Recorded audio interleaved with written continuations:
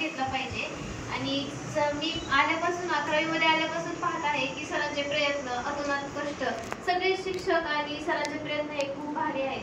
कारण सर वेळोवेळी व्याख्याने राबवतात, वेळोवेळी विद्यार्थ्यांना ज्याची कमतरता भासते ते सगळे प्रकल्प प्रयोग उभा करतात।